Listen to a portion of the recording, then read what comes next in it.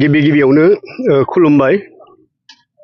दिनै सिमेन्ट दख'रा दुलाराय बर' फरायसा आफादनि 35थि बोसोरसालिया जखनथाइनि दिनैनि बे गाहाय खुन्थिया गायसंनाय बे समाव बाहागो लाफैनाय जोंनि गासै सिमेन्ट दख'रा दुलाराय बर' फरायसा आफादनि मानगोनां आफादगिरि नेहाथारि आरो लोगोसे आंजों लोगोसे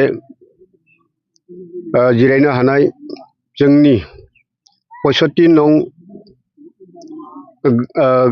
गामबुरा जोंहा दिपेन गयारि आरो लोगोसे दिनैनि बे हाबाफारिखौ गोथारै दै गोथार सारनानै जोंखौ फोथारनाय जोंनिनो दौरि मानगोनां गिरिश खेरखातारि। दिनैनि बे गाहाय खुन्थिया गायसंनायखौ लोब्बा लाफानानै दुलाराय बर' फरायसा आफादनि आं गिबियावनो बेखौसो बुंनो सानो, जोंनि बर' हारिखौ गिबियाव गोख्रोङै दैदेननांगौब्ला जोंनो मोनसे गाहाय खुन्थिया जोंनो नांगौ जायो। बे गाहाय खुन्थियाखौ लोब्बा लाफानानै दुलाराय बर' फरायसा आफाद होननानै मोनसे आफाद दानानै जोंनि बर' हारिनि जेंना जेंसिखौ लानानै, अलखदाव गोलैनायखौ लानानै, जोंनि थामोनथानिफ्राय लानानै मोनफ्रोमबो बिथोनखौ मावनो हानाय मोनसे आफाद। बे आफादखौ दुलाराय बर' हारियानो बिदि खौसे जानानै बे आफादनो गासै बिबानखौ होनाय जादों। जेरै 1967 मायथाइनि 15 फेब्रुवारिनिफ्राय दुलाराय बर' फरायसा आफाद जोनोम जानायनिफ्राय दिनैसिम जोंनि बर' फरायसा आफादा खना खनलायैब्लाबो जोंनियाव गोदो हाबना थानाय जोंनि बर' माहारिफोरा अलखदाव गोलैना थानायखौ बोखांबोनानै बुथुमबोनानै दिनै जाबायदि जोंनि बर' समाजाव खौसेयाव दिन्थिफुंबायनो हादों, बेखौ आङो बर' फरायसा आफादनिसिम रोजा रोजा साबायखर बावबाय। जिहेथु बिथांमोननो जों गासै बर' हारियानो नोंथांमोननि मावनायनि गेजेरजों, नोंथांमोननि बिथोननि गेजेरजों जों बर' समाजा खौसेयावनो दङ। नोंथांमोना मावनो दागि मोनफ्रोमबो हाबाफारिखौ नोंथांमोना मावनानै जोंनि बर'खौ खौसेयाव लाबोनो हानाय गोहो बोलोखौ नोंथांमोनानो मावनो हायो होननानै जों गासै बर' समाजा जों बिथांमोननो जोङो होखादों। दा बिनिखायनो दुलाराय बर' फरायसा आफादनि मावबोनाय दिनैसिम जोंनि गामियारियावबो गोबां गारजेनफोरखौ लाफानानै आरो फरायसाफोरखौ लाफानानै जा खामानि मावबोदों, खोब बाख्नायथाव बे मोनसे खामानि। गुन गोनां सोलोंथाइ दासिम जोंनि बर' फरायसा आफादा लाबोगासिनो दङ आरो दासिम जोंनि गथ' गथायफोरा बे गुन गोनां सोलोंथाइनि गेजेरजों हयथ' गोबाङानो गोबां मोजां गियान बोसोन मोननानै दा गोजौ थाखोआव फरायनो हानाय गोहो बोलो मोनदों।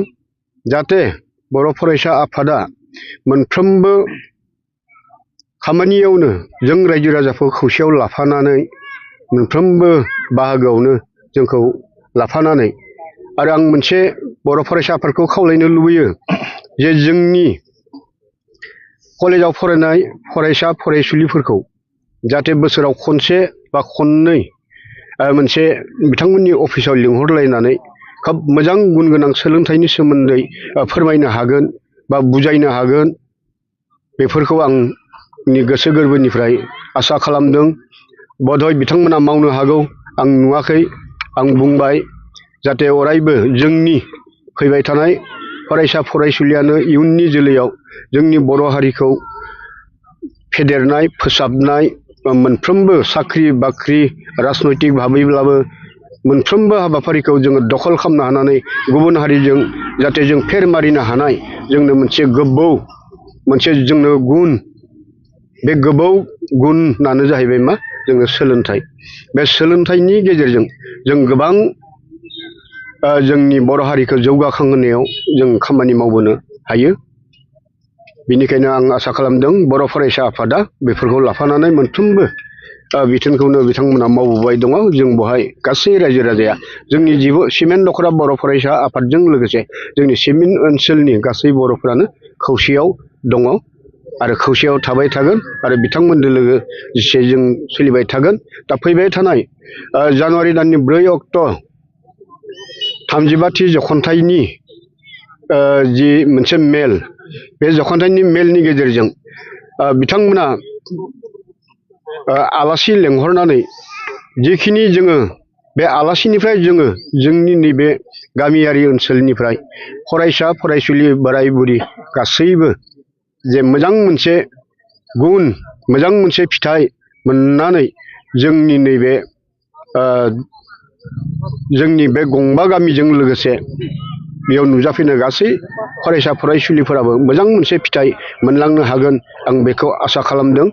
आरो जाहाथे जोङो बे मोजां फिथाइ मोननायखौ जोङो गावबा गावनो बाहायलायनानै जाहाथे बिथांमोननि बुंनायाव फरायनायनि सायाव बुंगोन बा समाजखान्थिनि गेजेरावबो बुंगोन, बेफोरखौ गासैखौबो जोङो रायजो राजाफोरा गोग्गो गोथारै जों बेखौ गनायनानै जोंनि गथ' गथायफोरखौ इयुन जोलै फरायनाय बायदिसिनायाव जोङो गोजौ फोजौलांनानै जोंनि हारिनि मोजां खामानि मावफुंनो हागोन होननानै आं आसा फारिनानै दिनैनि बे लाइखुन्था गायसंनाय हाबाफारियाव फंनैसो बुंथिनो खावलायनाय लेखा आंनि बुंनायखौ बुंनानै बेखिनियाव फोजोबबाय।